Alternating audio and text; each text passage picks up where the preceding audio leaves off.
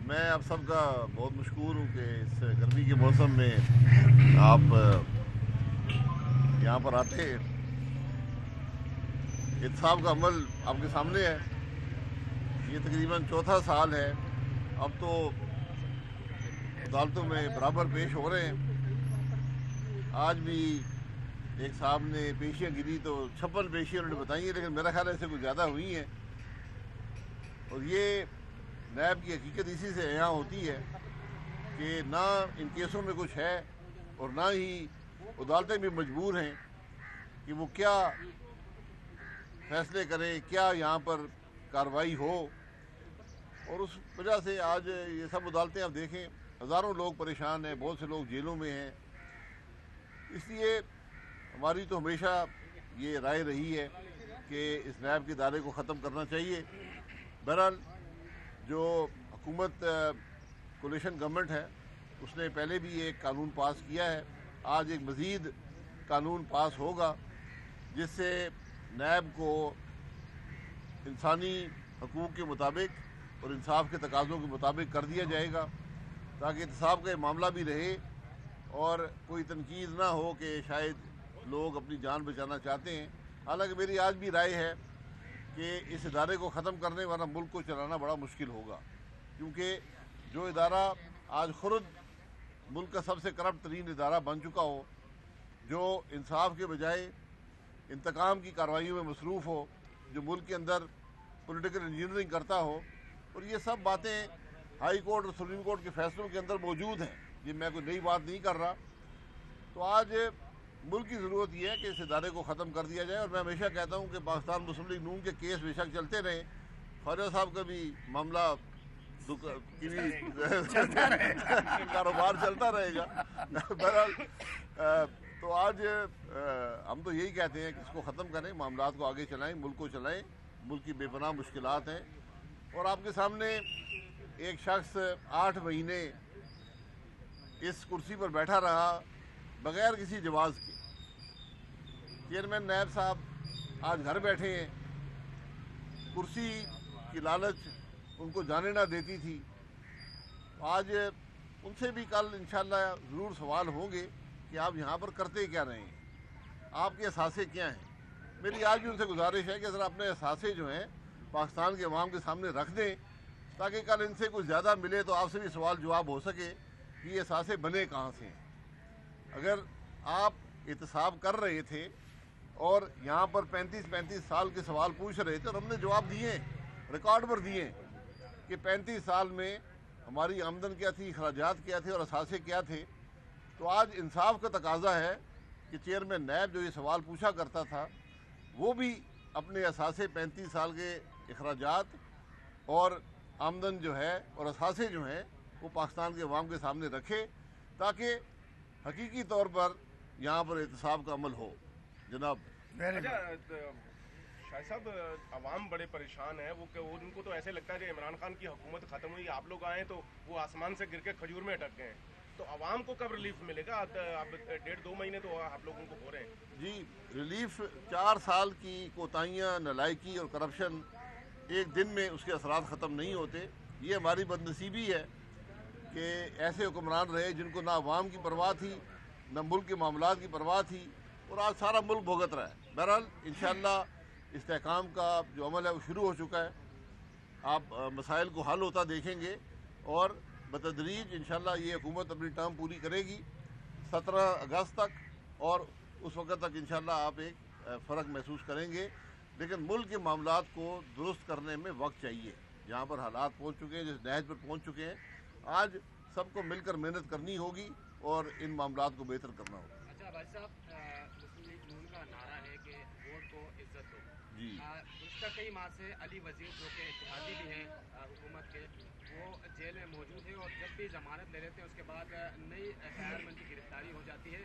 تو اس صورتحال میں کیا حکومت کیا کر رہی ہے, اور ایسے جو ملزم جو جیل میں پڑے ہوئے ہیں, نہ پروسیکیوشن جو ہے وہ وقت پہ آ رہی ہے, نہ ان کیس کی سماعت ہو رہی ہے, تو کیا یہ ہمارے کیسوں کا بھی یہی حال ہے کہ نہ پروسیکیوشن ہوتی ہے, نہ جج فیصلہ کر پاتے ہیں.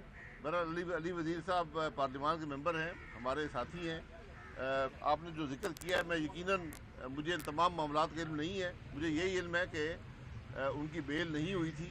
अगर बेल हो गई है तो मैं इसका मामले को देखूंगा और हम पूछेंगे कि मज़ीद क्या केस बने हैं, और मुझे उम्मीद है कि उनको जल्द ही बेल मिल जाएगी और वो अपने घर जा सकेंगे। अच्छा, ये वज़ीर आज़म ने कहा था कि 3 घंटे के जो बिजली जो है ना ज़्यादा लोड शेडिंग करेंगे तो वहाँ का अवसर नहीं रहेगा, ठीक है जी। तो अब यहाँ 18 घंटे जा रही है, क्या वज़ीर आज़म मेरे भाई कराची में बिजली भी सबसे नहीं, यू टर्न की बात नहीं है। औसतन हमने कहा था 3.5 घंटे की लोड शेडिंग होगी और इंशाल्लाह 15 जून के बाद इसको हम 3 घंटे कर देंगे और 30 जून तक उम्मीद है कि 2 घंटे के लगभग होगी।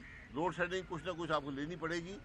कल भी 83% जो फीडर्स थे उन पे 3.5 घंटे के लगभग लोड शेडिंग हुई है। कुछ पर ज़्यादा हुई है, उसकी वजूहत होती हैं। बहरहाल कोशिश यही कि उसको कम किया जाए और बुनियादी तौर पर जो फ्यूल नहीं था, जो कोयले के ऑर्डर नहीं किए गए, LNG के ऑर्डर नहीं किए गए, तेल के नहीं किए गए, उससे सूरत हाल पैदा हुई है और इंशाअल्लाह अगले चंद दिनों में बतदरीज आप इस हालात को बेहतर होता देखेंगे। आपने जो रिलीफ दिया है बेनज़ीर इनकम सपोर्ट में जी, जो पेट्रोल कीमत में, तो ना उनके पास मोटरसाइकिल है जो मुस्तकीन है, ना उनके पास 665 सीसी गाड़ी है, जी। तो वो फायदा तो नहीं हुआ?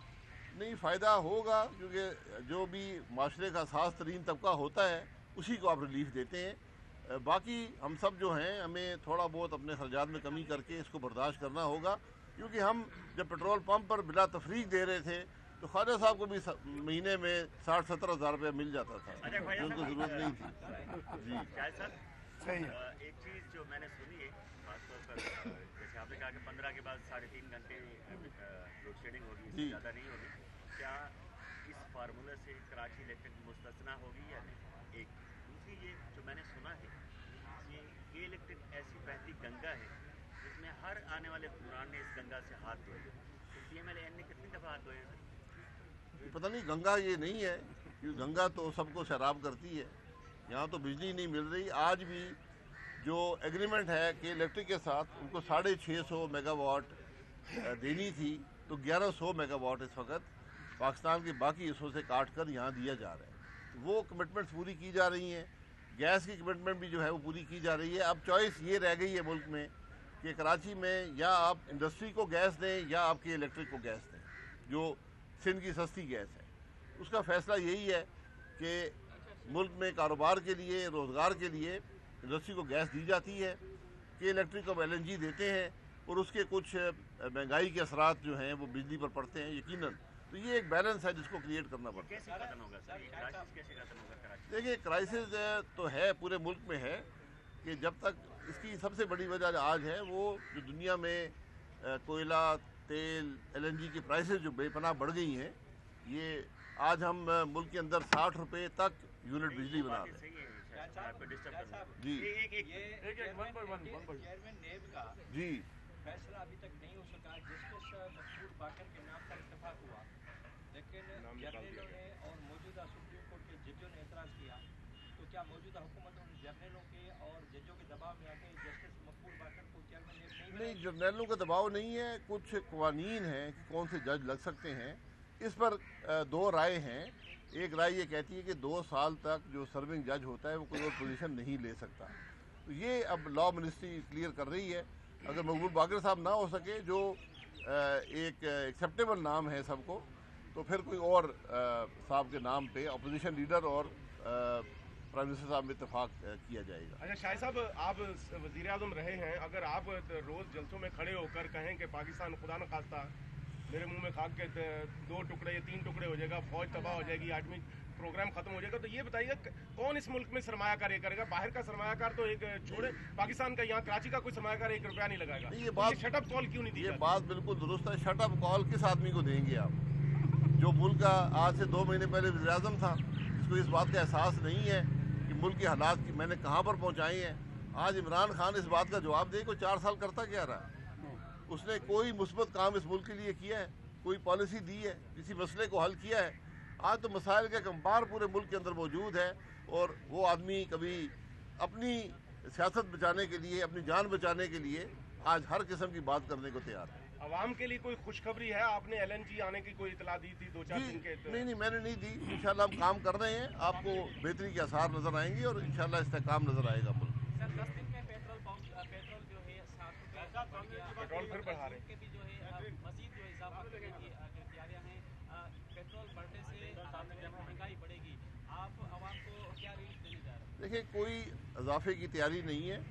पेट्रोल और डीजल का बड़ा एक बुनियादी असूल होता है कि इसको आप कीमत ख़रीद से कम नहीं बेच सकते। आज हुकूमत 1 पैसे का टैक्स भी वसूल नहीं कर रही है ना पेट्रोल और डीजल पर, लेकिन अगर कीमत ऊपर जाएगी तो थोड़ा बहुत इजाफा